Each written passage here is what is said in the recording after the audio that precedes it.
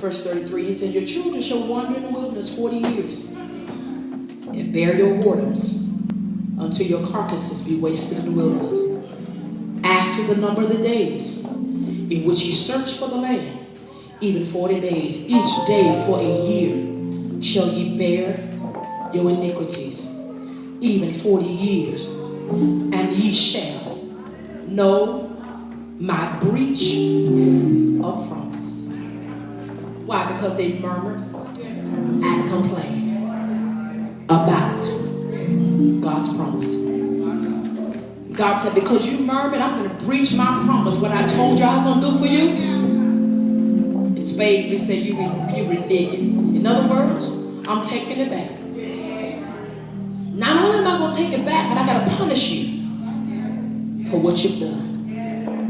It says, I, the Lord, have said, I will surely do it until all this evil congregation that are gathered together against me in this wilderness, they shall be consumed, and there they shall die. And the men which Moses sent to search the land, who returned and made all the congregation to murmur against him by bringing up a slander upon the land, even those men did not bring up the evil report. Even those men that did bring up the evil report upon the land died by the plague before the Lord. Verse 38 of chapter 14 says, but Joshua, the son of Nun, and Caleb, the son of Jephunneh, which were of the men that went to search the land, lived still. 2 out of the 12. 2 had a good report. 10 had an evil report. Who lived? The 2 with a good report. It's what came out of the mouths of the spies determined whether they possess the promise from God. What's coming out of your mouth? One thing about the promise, it's still gonna come, with or without you. Ask Joshua. Don't think that you are indispensable. God will save a prostitute off the street and bring him or her. Prostitutes are not all women these days.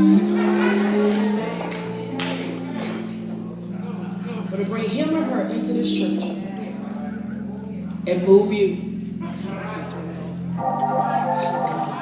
It's sad to be dead and still living. Somebody don't understand that. When the presence of God departs from you, you're dead.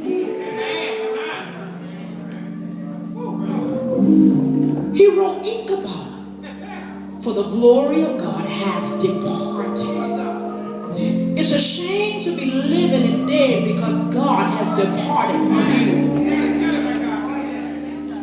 That's torture. If you really want God, that's torture.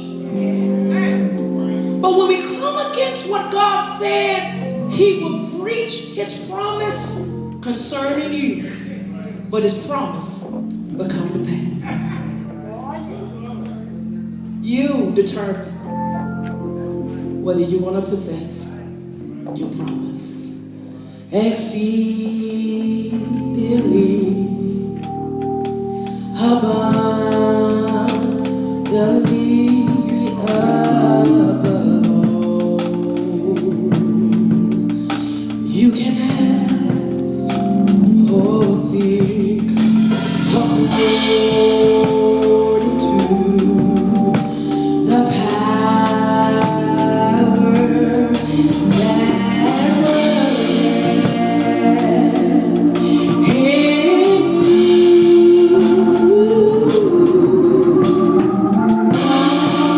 that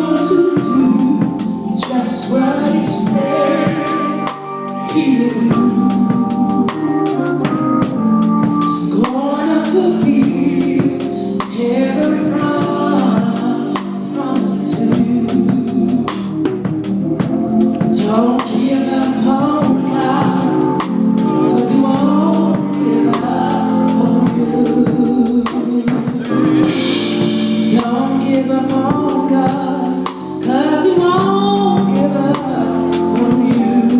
He's able.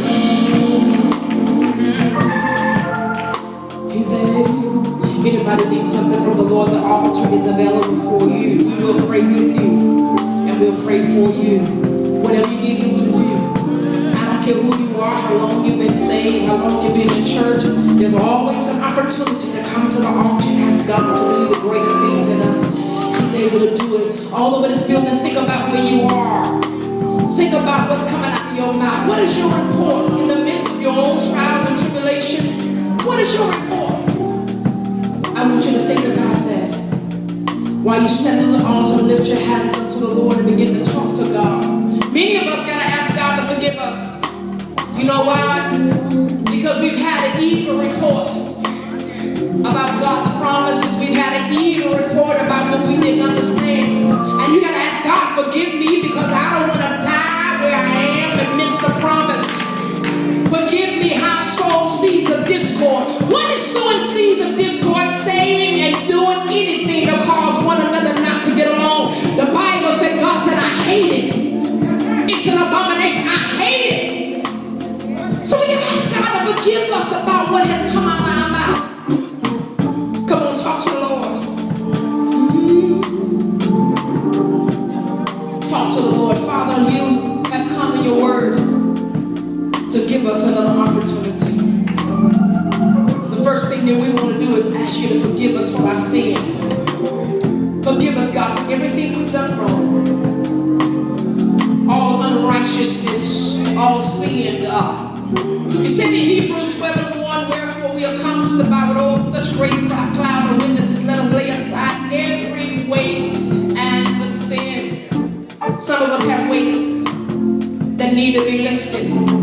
God, weights are heaviness, importance, influences, and burdens. We need to take them off.